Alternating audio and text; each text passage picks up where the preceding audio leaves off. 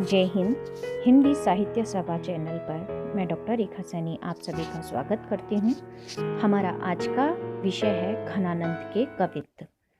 इसमें हम घनानंद के विरहिणी नायिका द्वारा जो विरह व्यथा है, उसकी निराश्रित स्थिति है, उसका वर्णन हम पढ़ेंगे। तो आइए शुरू करते हैं कवित्व। कौन की शरण जेहें आप त्यों न काहू पेहें, सुनो सोचितय जग दया कित कूकिए, सोचनी समय मति हेरत हेरिए उर, आंसुनि भीजिए ताप तय तन सूकिए, क्यों करी बीतिए कैसे कहाँ द्यो रीतिए मन, बिना जान प्यारे कब तक जीवत ते चूकिए, बनी है कठिन महा मोही घन आनंद यूं, मीची मरी गई आसरो न जित ढूकिए। देखिए, यहाँ पर घनानंद जी ने स्वयं की स्थिति को दर्शाया है कि किस प्रकार से सुजान जो इनकी प्रेमिका है, उसके न होने पर उनके मन की जो स्थिति है, उन्होंने एक नायिका के माध्यम से यहाँ पर स्पष्ट करने का प्रयास किया है। आइए देखते हैं। कौन की शरण जेहें आप त्यों न काहू पेहें। यहाँ पर कहते हैं कवि घनानंद कि मैं अब किसकी शरण जाऊं। कौन की शरण जेहें यानी मैं अब किसकी शरण जाऊं।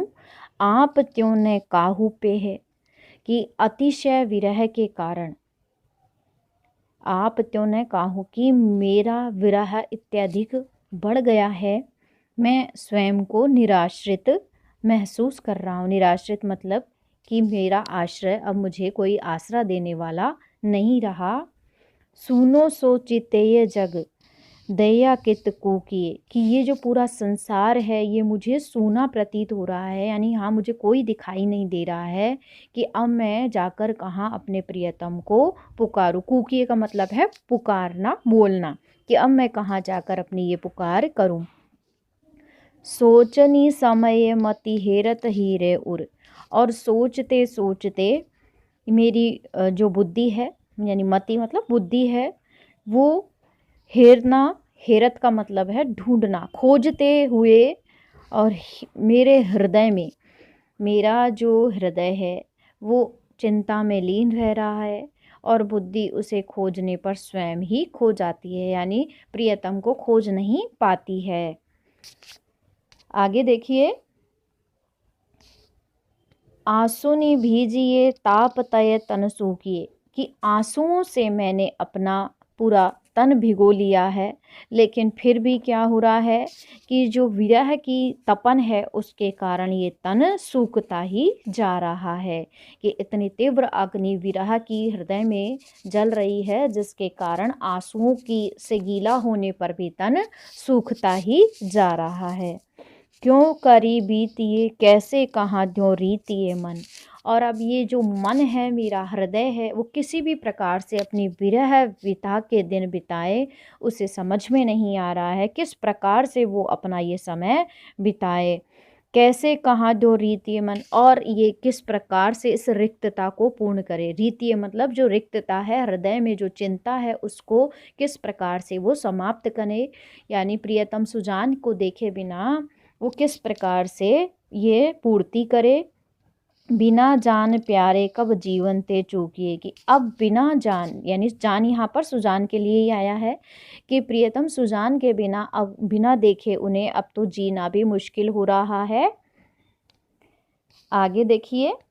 बनी है कठिन महामोही घनानंद यूं, मीची मरी गई आसरो न जित ढूकिए कि मेरे साथ ऐसी विकट समस्या आ गई है। बनी है कठिन महा, यानी मेरे साथ ऐसी स्थिति बन गई है।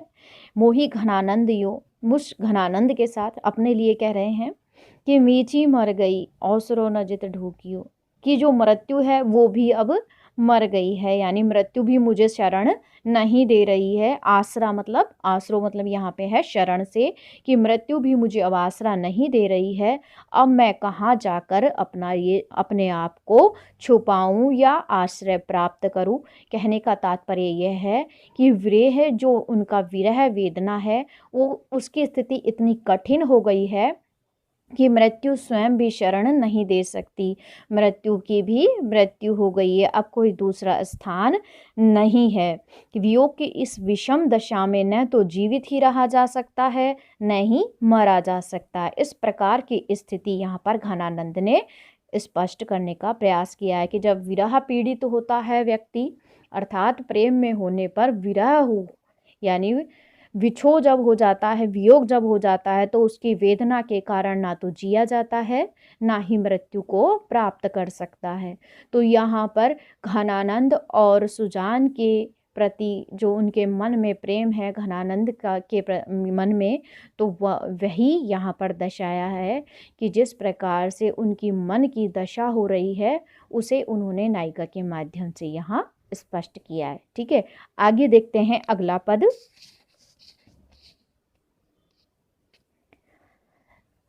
इस पद में भी घनानंद ने विरहिणी नायिका के उपालंब भाव को दर्शाया। उपालंब का मतलब होता है उलाहना देना, कि किस प्रकार से जब प्रेमी से विछोह हो जाता है प्रेमिका का, तो वो उसे किस प्रकार से उल्हाना देती है, उपालंब देती हुई क्या कहती है, उसे ही यहाँ पर स्पष्ट करने का प्रयास किया है। आइए देखते हैं।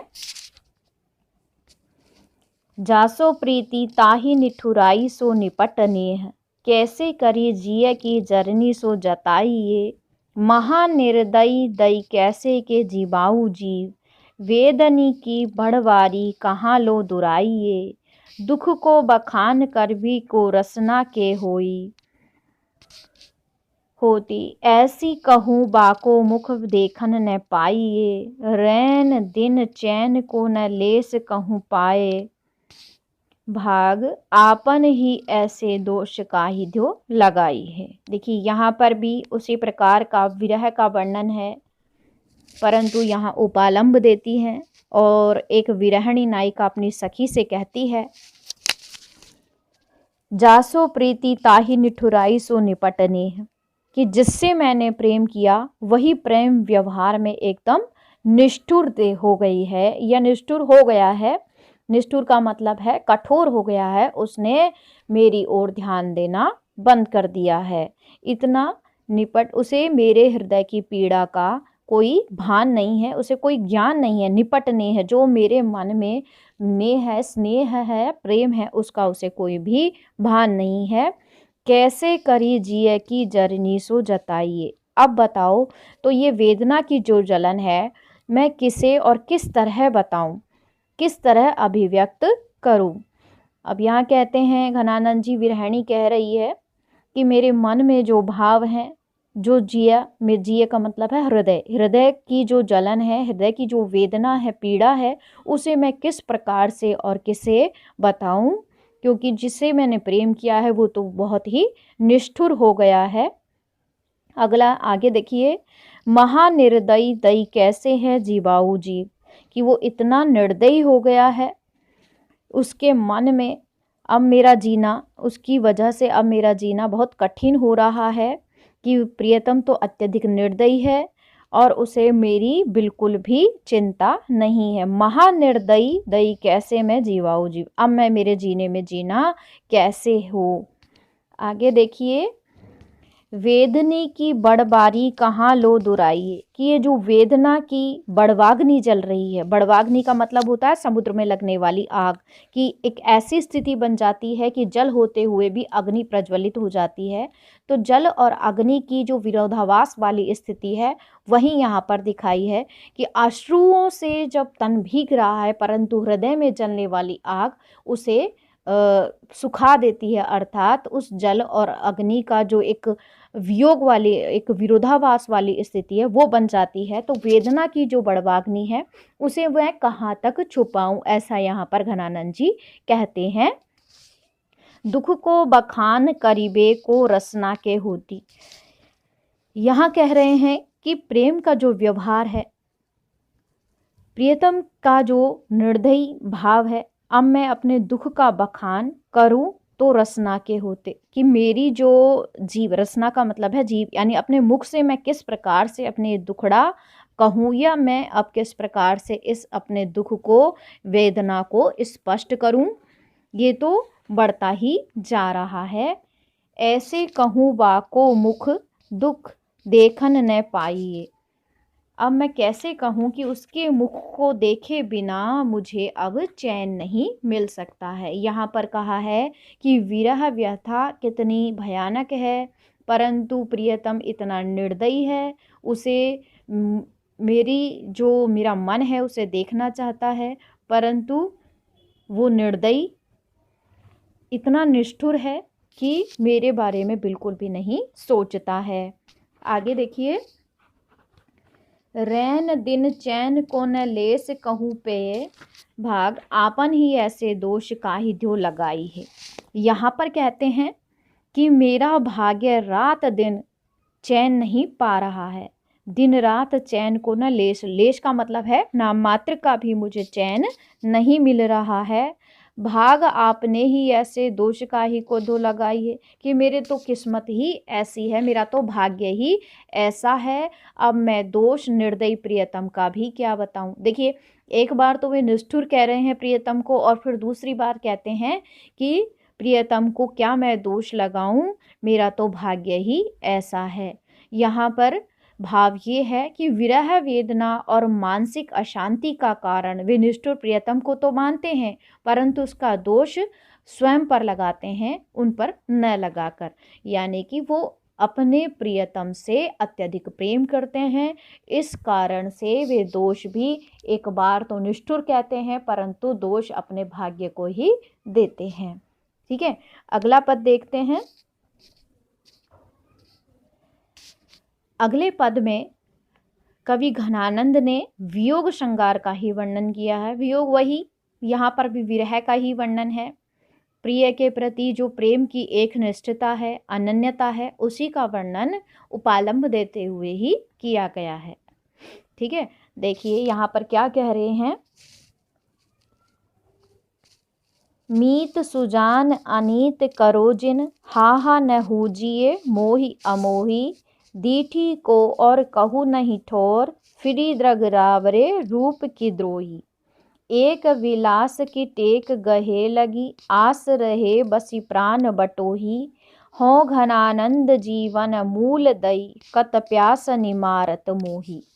देखिए, यहाँ पर जो उपालंब देते हैं वो किस प्रकार से देती हुई एक प्रेमिका प्रिय के प्रति क्या कहती है।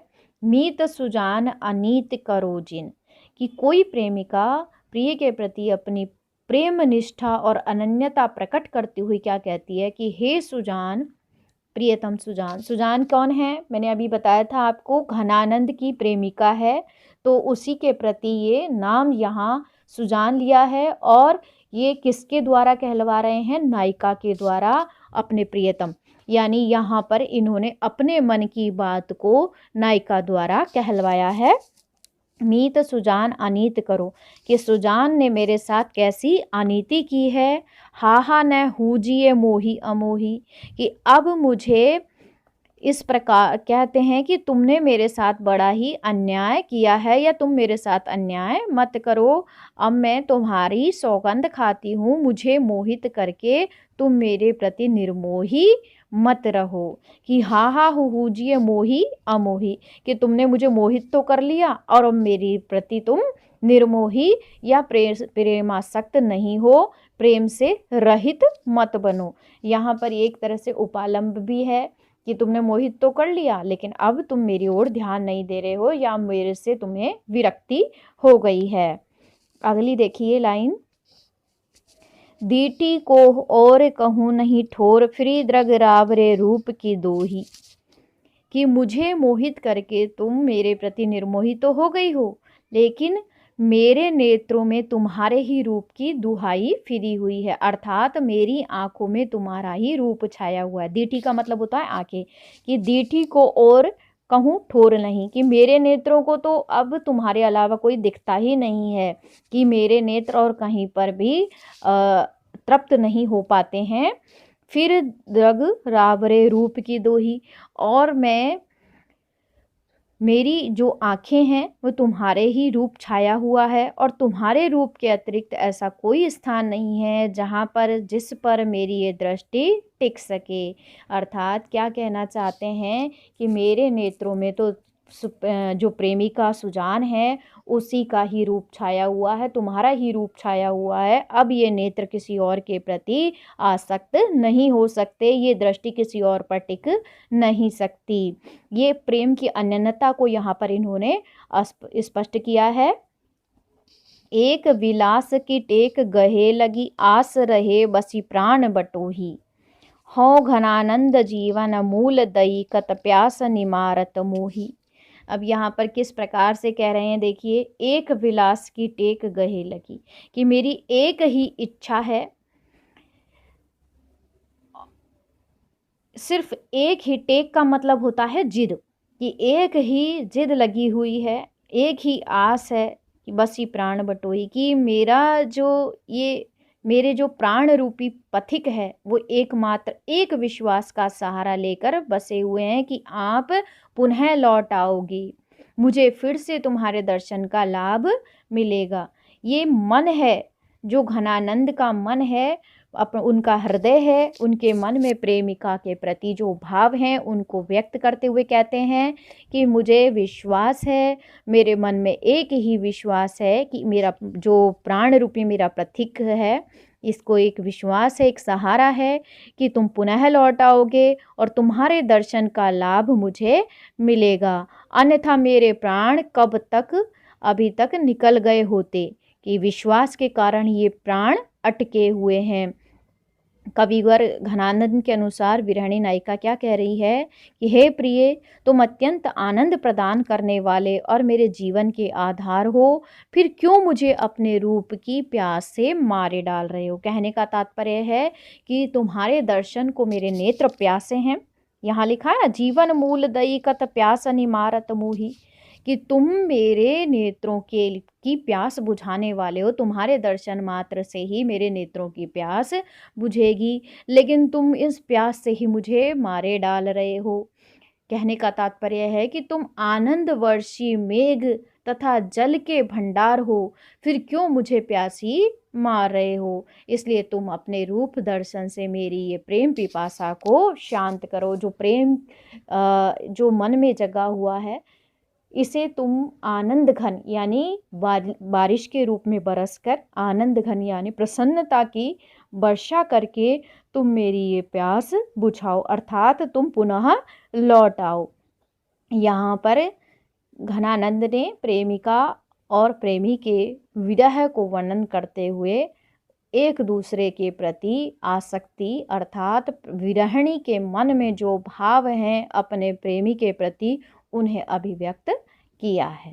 ठीक है, आपको समझ में आ ही गया होगा। तीनों जो भी अभी मैंने पद पढ़े हैं, कवित्व पढ़े हैं घनानंद के, सभी में विरह का वर्णन हुआ है, वियोग श्रृंगार का प्रयोग किया है। ठीक है, और यहाँ पर जो विरह दिखाया गया है, ये सुजान को इन्होंने संबोधित करते हुए अपने मन के भावों को अभिव्यक्त किया है। केवल नायिका के माध्यम, इन्होंने नायिका को अपना माध्यम बनाया। ठीक है, आज के लिए इतना ही। हमारा घनानंद वाला ये टॉपिक कंप्लीट हो गया है। ठीक है, कुछ समझ में नहीं आया हो तो आप मुझसे पूछ सकते हैं। धन्यवाद।